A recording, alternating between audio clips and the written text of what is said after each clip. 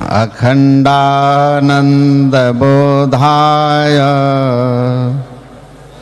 शिष्यसंतापहारिणे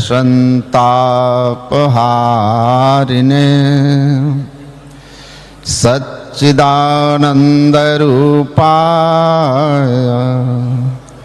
रामाय गुरवे नमः।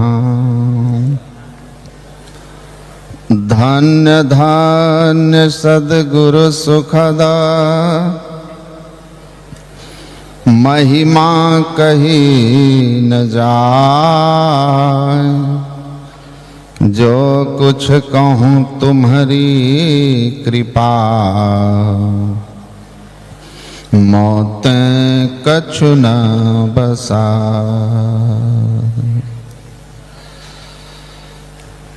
पूज्यपाद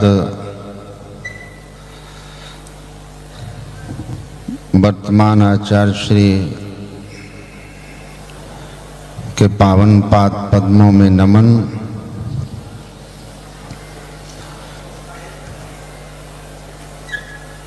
मंचस्थ वंदनीय गुरुजन एवं साधु समाज को नमन। परमादरणीय सत्संग प्रेमी महानुभाव, धर्मानुरागिनी माताओं एवं धर्मशिला बहनों,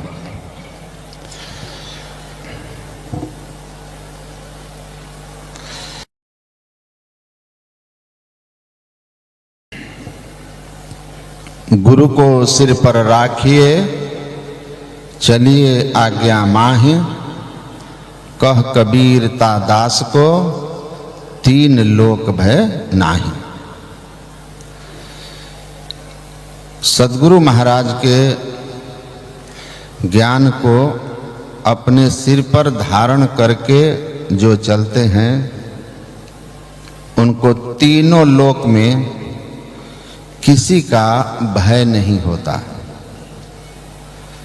इसलिए हम लोग बहुत बड़भागी हैं कि ऐसे ही महान संत सद्गुरु के पावन कृपा छाया में रह करके और यहाँ महाधिवेशन के सत्संग का लाभ ले रहे हैं।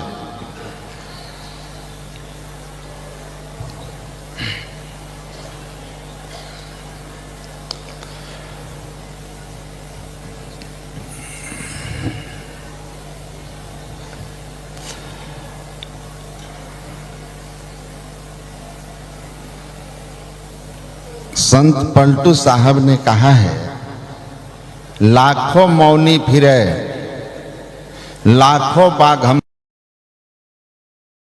की और नखी, लाखों लोह लंगरी लाखों जल में फिरे, लाखों भभूत को छानते। अरे हाँ रे पलटू, जामे राजी राम को नहीं जानते।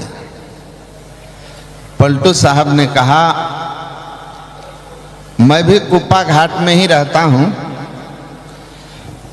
मेरा भी यही परिचय है।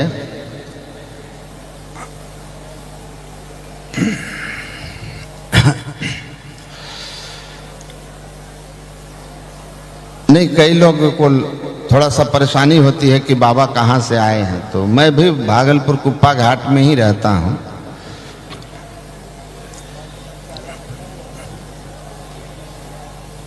और गुरु महाराज की महती कृपा से मुझे यह ज्ञान का प्रचार करने का सौभाग्य विदेशों में भी मिलता है। और अभी हाल ही में सिंगापुर के बाद हांगकांग, चीन से प्रचार करके लौटा हूं।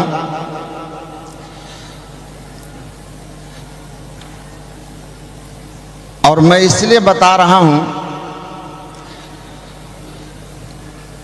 कि आपको कुछ सुनाने वाला यह कैसा दुर्लभ और अद्भुत ज्ञान है। वैसे मेरे प्रवचन आपको YouTube में मिल जाएंगे, आप सर्च करेंगे तो, जो विदेशों के हुए हैं।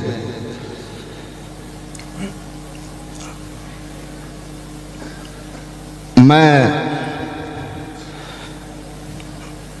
एक संस्मरण, एक प्रसंग सुना रहा। मैं ध्यान पर बैठा था और एक व्यक्ति आए,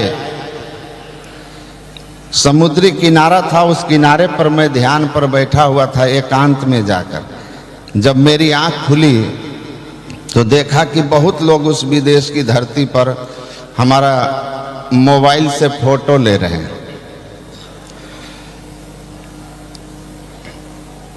और मुझे बड़ा आश्चर्य हुआ कि ध्यान पर सीधा बैठा हूं, लोग फोटो ले रहे हैं। एकांत में जाकर बैठा था। उठ करके मैं आया और एक बेंच पर बैठ गया। दो बुजुर्ग आए और आकर के उन्होंने मुझसे कहा,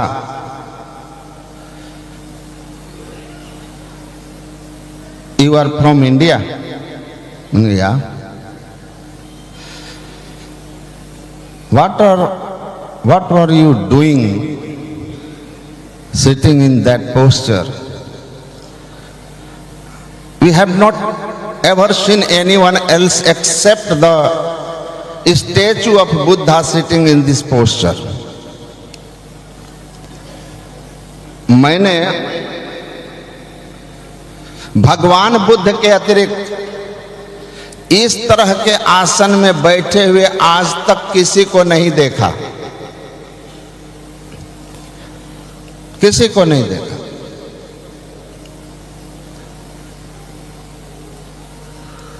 आप क्या कर रहे थे? मैंने उसको कहा, I was doing the same thing what Buddha was doing under the people tree in बोध गया and got enlightened and emancipation. मैं बैठ करके वही कर रहा था जो पीपल वृक्ष के नीचे बैठ करके भगवान बुद्ध बोध गया में कर रहे थे, और जहां उनको ज्ञान हुआ और मोक्ष की प्राप्ति हो गई।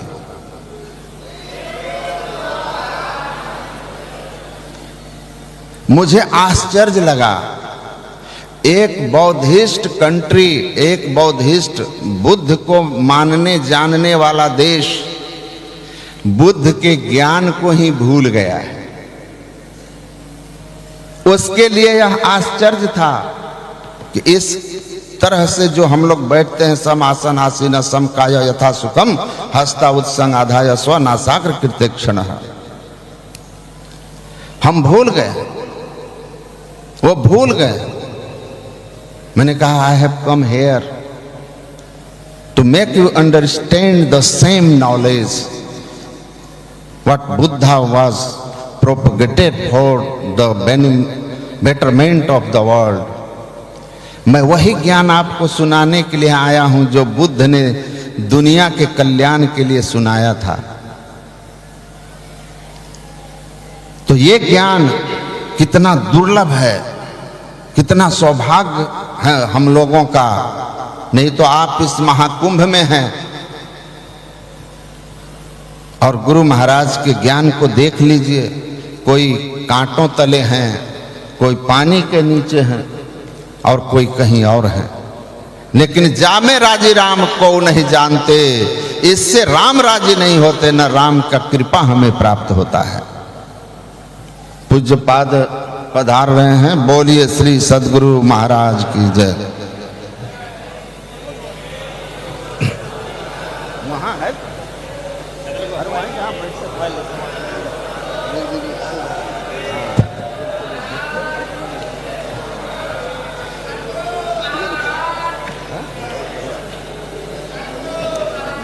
प्रकाश वगैरह जैसे कोई जंगल से लाए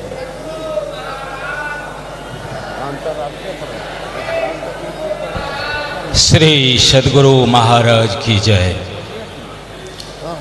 श्री सद्गुरु महाराज की जय।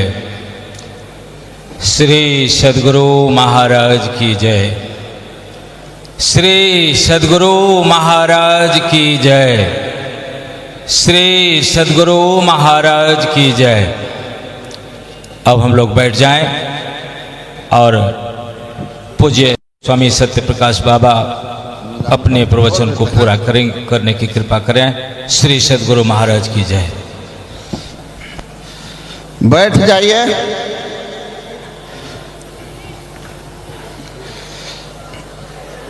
हम लोगों का बहुत सौभाग्य है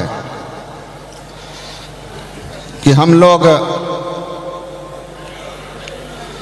ऐसे महापुरुषों के सानिध्य में बैठकर सत्संग का लाभ ले रहे हैं। सज्जनों, अभी की एक छोटी सी बात बता रहा हूं। गुरु महाराज की कृपा देखिए, उस तरफ के सारे पुल बंद हैं, इतनी भीड़ है। और राजू बाबू कलकत्ता वाले ने मुझे कहा अब इस पार नहीं आ पाइएगा। किसी ने कहा 18 नंबर प्रशासनिक पुल है, रिक्वेस्ट कीजिएगा तो छोड़ देगा। और हम लोग रास्ता भटक गए।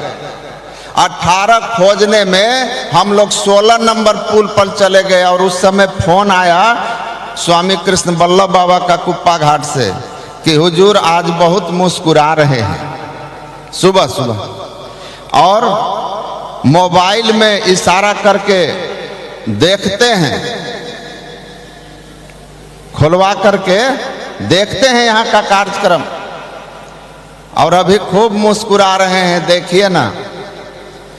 और ये हमसे वो कह रहे थे और इसी में रास्ता हम लोग भूल गए। अब पहुंच गए 16 नंबर। और 16 नंबर पर न कोई पुलिस थी न कुछ था। हमारी गाड़ी दंदनाते हुए यहाँ तक आ गई, यहाँ तक आ गई। स्वामी निर्मल बाबा नेपाल वाले हमको बोलते हैं कैसे जाएंगे, सब बंद है। हम बोले 16 नंबर आ जाइए, अभी कृपा बरस रही है गुरु महाराज की, हुजूर वहां से देख रहे हैं, निकल जाइएगा। ये भी निकल के हमको कहते हैं सही है, बोले हम भी गेट पर आ गए। तो ऐसे महान संत सदगुरु और ऐसे महान आचार्य, ऐसे महान संत लोग, महापुरुष लोग जिनके सानिध्य में आप बैठे हैं, जाने राजी राम, उसको ये जानते हैं कि राम राजी कैसे होते हैं, वह साधना क्या है, असली भजन भेद क्या है, असली भक्ति क्या है। देखिए, कभी भ्रमित मत होइएगा। शासन तंत्र, प्रचार तंत्र और व्यापार तंत्र, धन, मीडिया और शासन, इन तंत्रों से सद्गुरु महाराज संत नहीं बने हैं।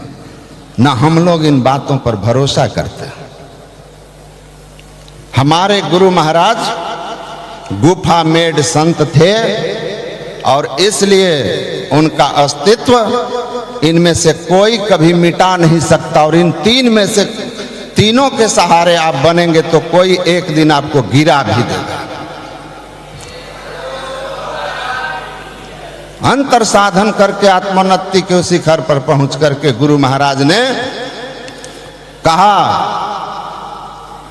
अभी सुने ना, सत सरल युक्ति पास ना और पास है तो क्या। दुनिया के सब तपेद बस सहस्रानी एक पाद स्थितो न रह। एक पैर पर खड़ा कर 1000 वर्ष तप करो, क्या मिलेगा। भगवान कृष्ण कहते हैं मैं आपको उस ओर नहीं ले जाऊंगा, मुझे समय तो ज्यादा दिया गया है लेकिन मैं धृष्टता नहीं करूंगा। बस एक छोटी सी बात कह देता हूं। हाँ है, समय है।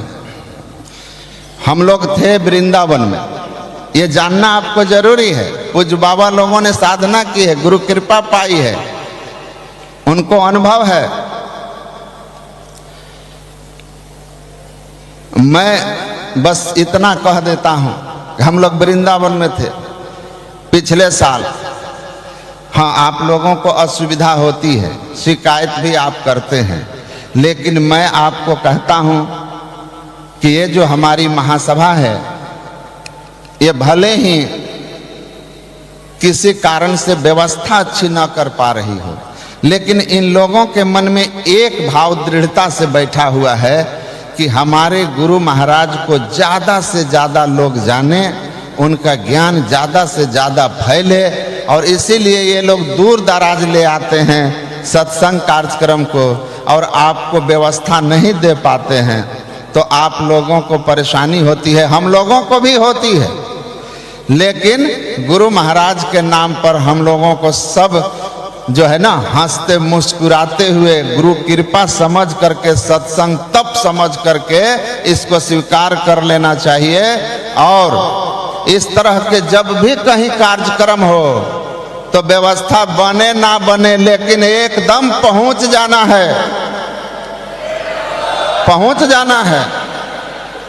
व्यवस्था में कमी होना बुरी बात नहीं है, नियत साफ है, इसके लिए धन्यवाद, धन्यवाद। तो एक छोटा सा 1 सेकंड ये भी जरूरी है। देखिए, एक आए हुए हैं ना, बहुत अच्छे सत्संगी थे, हीरालाल महतो जी, उनके पुत्र हमको लेकर आए सुबह सुबह। यहाँ के गार्ड बोलते हैं, महाराज जी गजब। हम बोले, हम सुन रहे थे, गजब हो गया क्या? इतनी भीड़ है यहाँ पर लोगों की, लेकिन सत्संग के समय पिन ड्रॉप साइलेंट रहता है। और सबसे बड़ी बात कि सबको देखते हैं कि सुबह होता है उठ के बैठ जाता है लोग एकदम सुबह सुबह। ये बड़ी आश्चर्य की बात है, सुबह बैठ जाते हैं, बड़ा अच्छा प्रभाव है। बस एक चीज का ध्यान रखना है कि जिस महापुरुष ने श्री श्री 1008 स्वामी श्री कैलासानंद गिरि जी महाराज आचार्य महामंडलेश्वर ने हम लोगों को इतनी सुंदर सुविधा दी है, इस सुंदर सुविधा को हम उनको उसी तरह यहाँ से लौटा कर जाएं, और उनके लिए भी हम लोग हमेशा अपने हृदय में सम्मान भाव रखें।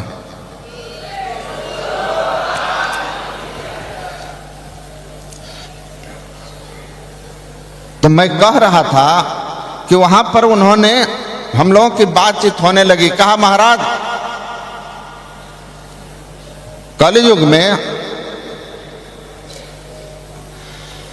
कलयुग में आप लोग ध्यान की बात बताते हैं, कलयुग में कौन ध्यान करता है? कलयुग में तो कलयुग केवल नाम आधारा, कलयुग में तो केवल नाम ही आधार है, मंत्र जप करना नाम आधारा।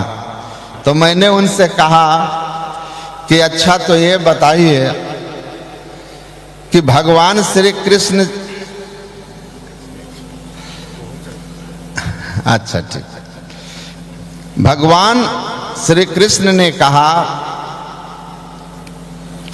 अर्जुन से, जब भगवान से अर्जुन ने कहा कि आप मुझे यह निश्चित करके बताइए कि हमारे लिए आपका क्या विचार है, मुझे क्या करना चाहिए। तो उस समय अर्जुन को भगवान कृष्ण ने क्या कहा था? वो कौन सा युग था? त्रेता का अंतिम चरण, द्वापर का अंतिम चरण था। और द्वापर किसके लिए जाना जाता है? द्वापर में मुक्ति क्या थी? तो कहा सतयुग में तप, द्वापर में यज्ञ, त्रेता में यज्ञ, द्वापर में पूजन अर्चन, और सतयुग में नाम संकीर्तन, केवल नाम आधारा। कलयुग में केवल नाम आधारा। तो मैंने कहा द्वापर में पूजन अर्चन ना, तो हाँ। तो मैंने कहा युद्ध के उस विकराल स्थिति के समय अर्जुन ने जब कहा कि आप मुझे अपना निश्चय मत हमें दीजिए कि मुझे क्या करना चाहिए, तो अर्जुन ने क्या कहा था? भगवान कृष्ण ने क्या कहा था द्वापर में कि क्या करो? गीता में कृष्ण सही या और कोई? अब वृंदावन में भगवान कृष्ण को कौन कह दे कि गलत? कहा कृष्ण तो सभी कलाओं से परिपूर्ण ईश्वर का अवतार थे। तो मैंने कहा वो तो गलत नहीं बोलेंगे। उन्होंने अर्जुन से कहा तपस्वी भी धिको योगी ज्ञानी भ्योपी मतोधिक कर्मी भ्यश्चाधिको योगी तस्मात् योगी भावार्जुन। हे अर्जुन, बड़े से बड़े तपस्वियों से योगी बढ़कर के होते हैं। अभी आपने सुना, एक पैर पर खड़ा होकर कोई 1000 वर्ष तप करे और कोई एक क्षण भी योग की युक्ति से अपने आप को सुषुम्ना में स्थिर कर ले तो उस 1000 वर्ष की तपस्या से प्राप्त होने वाले फल से 16 गुना अधिक फल एक क्षण अपने मन को सुषुम्ना में केंद्रित करने का है। एक क्षण। अब फिर सतयुग में ही तो भगवान शिव ने उपदेश करते हुए ब्रह्मा जी को कहा था कि मोक्ष का मार्ग क्या है, मुक्ति चाहने वाले को क्या करना चाहिए। तो उन्होंने क्या कहा था, योगहीनम कथम ज्ञानम मोक्षदम भवतो भ्यो एगोपि ज्ञानहीनस्तु न क्षमो मोक्ष कर्मणि तस्मात् योगम च ज्ञानम च मुमुक्षुर्दृढ़मभ्यसेत्। हे ब्रह्मा जी, जो जन्म मरण के चक्र से छूटना चाहता है, प्रभु पद पाना चाहता है, परमात्मा दर्शन करना चाहता है, उसको योग और ज्ञान दोनों का अभ्यास करना चाहिए। जब तक योग और ज्ञान का अभ्यास नहीं होगा तब तक मोक्ष नहीं हो सकता है। उन्होंने तप की बात तब भी नहीं की थी जब सतयुग था, नहीं किया। तो भगवान शिव ने सतयुग में कहा था योग करने के लिए। भगवान श्री राम जब त्रेता में अवतरित हुए तो हनुमान जी से कहा था, बहु शास्त्र कथा कंथारो मंथे न वृथेव किम अनवष्टव्यम प्रयत्ने न मारुते ज्योतिरांतरम। अरे बहुत सारे कथाओं को मथने से क्या लाभ, अत्यंत यत्नवान होकर अपने अंदर की ज्योति का खोज करो। और साथ ही साथ यह भी कहा था, बिना ध्यान के तस् ध्यान प्रसादे न सौख्यम मोक्षम न संशय चित्ते तो ज्ञान मुक्तं समुपजायते अतत् साधन मथो ध्यानम यथा वदुपदिश्यते। भगवान श्री राम ने कहा था कि चित्त की एकाग्रता जिससे एक बिंदुता की प्राप्ति होती है और हम अंधकार से प्रकाश में जाते हैं, पिंड से ब्रह्मांड की ओर चलते हैं,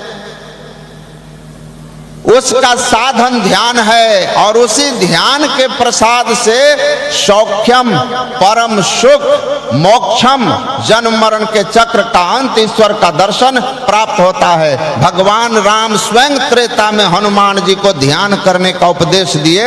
भगवान राम ने नहीं कहा कि जाइए यज्ञ कर लीजिएगा, अनेक यज्ञ व्रतानी दानानि च, अनेक तरह के व्रत दान आदि करने से भी जो आपको लाभ होगा वह सुषुम्ना ध्यान के एक अंश के भी बराबर नहीं है। वो हजारों हजार अश्वमेध सहस्रानी वाजपेयी शतानि च एतानि ध्यान योग से, इतने ध्यान किए हैं।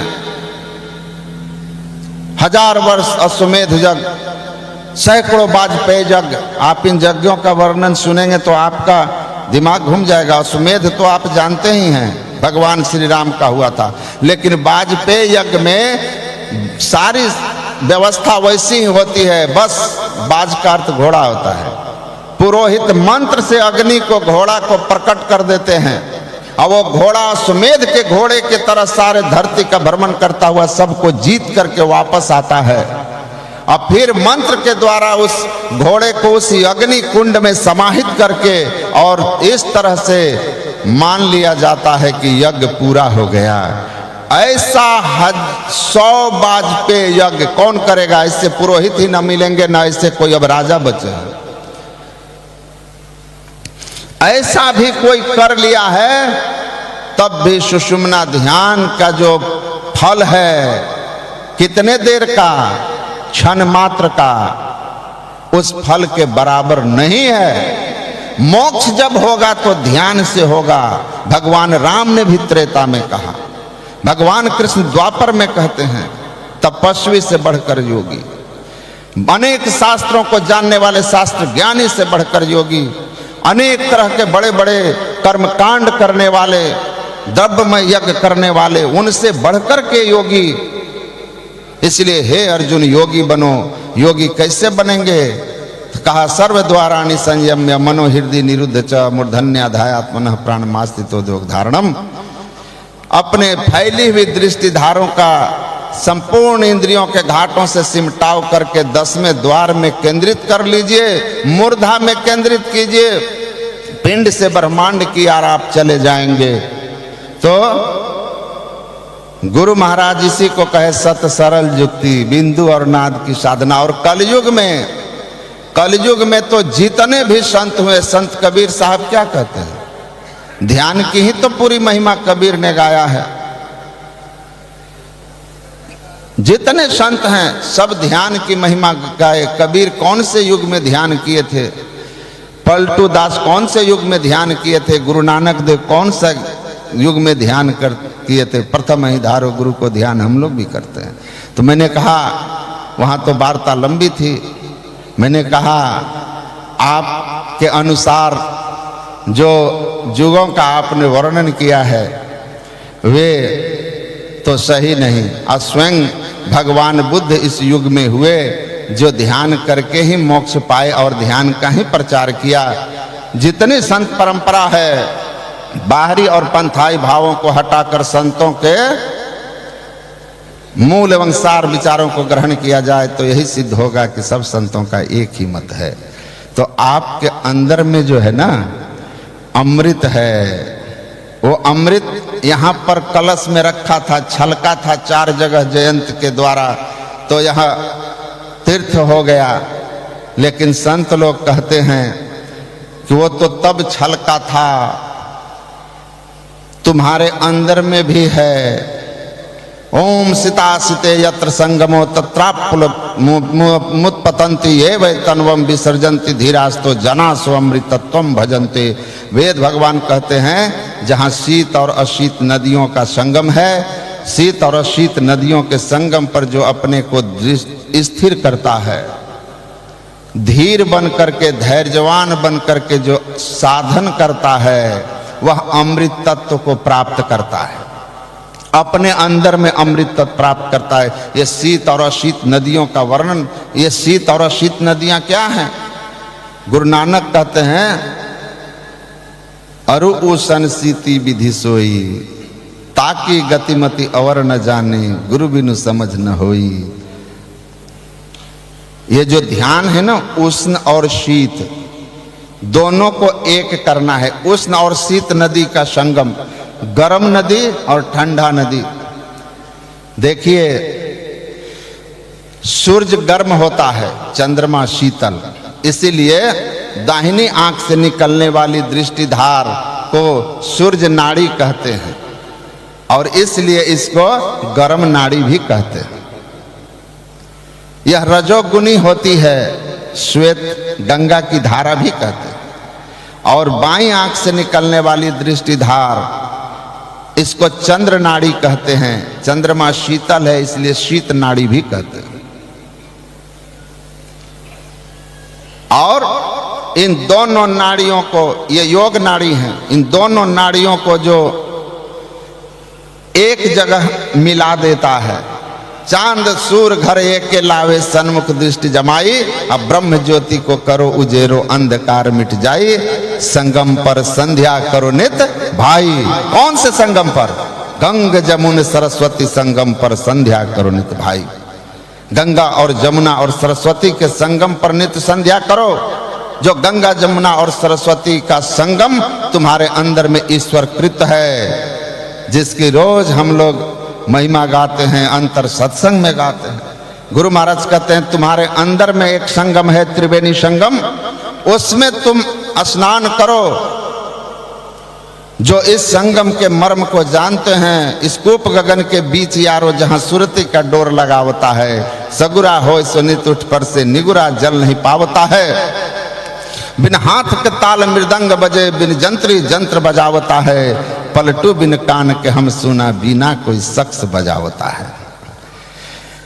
दोनों आंखों के ठीक मध्य में अपने दृष्टि को केंद्रित कीजिए। अंधकार में दृष्टि स्थिर होगी, जैसे दोनों दृष्टि की ईड़ा और पिंगला एक हो जाएगी, इस शीत और उष्ण नाड़ी एक हो जाएगी, दोनों धाराएं एक हो जाएगी। गुरु महाराज कहते हैं ब्रह्म ज्योति को करो इजोर, अंधकार मिट जाई। आप पिंड से ब्रह्मांड में चले जाएंगे, अंधकार से प्रकाश में चले जाएंगे। और जैसे ही अंधकार से प्रकाश में जाएंगे, गुरु महाराज कहते हैं अमृत ध्वनि की नौबत झहरत बड़भागी सुनते, असुनत लखत सुख लहत अद्भुति में ही प्रभु मिलते। अपने अंदर में वह अमृत जो अंतर ज्योति और अंतरनाद के रूप में है, उसको आप प्राप्त कर लीजिएगा। अब प्राप्त करके आप अमरत्व को प्राप्त कीजिएगा। यही वेद भगवान कहते हैं शीत शीत नदियों के संगम पर जो धीर बन करके साधन करता है, वही उस अमृत को प्राप्त करता है और अमरत्व को प्राप्त करता है, मोक्ष को प्राप्त करता है। गुरु महाराज ने इस तरह से सरलता पूर्वक हम लोगों को यह ज्ञान समझाया है। इसलिए इस भ्रम में नहीं रहिएगा कि कलयुग केवल नाम आधारा। हर युग में एक ही रास्ता है, अंतर का रास्ता। वह अंतर का रास्ता गुफा मेड संत सदगुरु महर्षि में ही परमहंस जी महाराज ने हम लोगों को सरल सरल ढंग से बताया है। कहीं भी रहिए, बैठ करके इस संगम में स्नान करने का यत्न, त्रैकाल संध्या वंदन पाप 5 को छोड़ करके कीजिए। गुरु महाराज की कृपा रहेगी तो लोक भी परलोक भी उत्तम बनेगा। सदैव गर्व है हमें, हम सबको होना भी चाहिए। ऐसे कलिकाल में हम लोग ऐसे महान विभूति सदगुरु महर्षि में ही परमहंस जी महाराज के उस दुर्लभ अनुभूत ज्ञान को सरलता से सहजता से प्राप्त कर रहे हैं। नहीं तो कबीर साहब ने कहा है, देव को पूज के हिंदू मर गए, तुर्क मरे हज जाई, जटा बढ़ा के जोगी मिर गए, इनमें किन्हों ने मुक्ति पाई। जोग जुगति जो कोई जाने खोजे आप शरीरा, तिनके मुक्ति संशय नाही कहत जुलाह कबीरा। संत कबीर साहब इस ज्ञान को हम लोगों को समझाए हैं। मैं गुरु महाराज ने इस ज्ञान को सरल सरल जग में प्रचारी कर दिया। थे अंध बने फिरते बाहर, अंतर पथ भेद न थे जाहिर, जिन्हें ढोल बजाय बुझाए दिया गुरु बाबा साहब देवी ने। लेकिन हम लोगों को तो सदगुरु महाराज ने बता दिया है। ऐसे सदगुरु के श्री चरणों में, मंचस्थ महापुरुषों के श्री चरणों में बार बार नमन करते हुए अपनी वाणी को विराम दे रहा हूँ। बोलिए श्री सदगुरु महाराज की जय।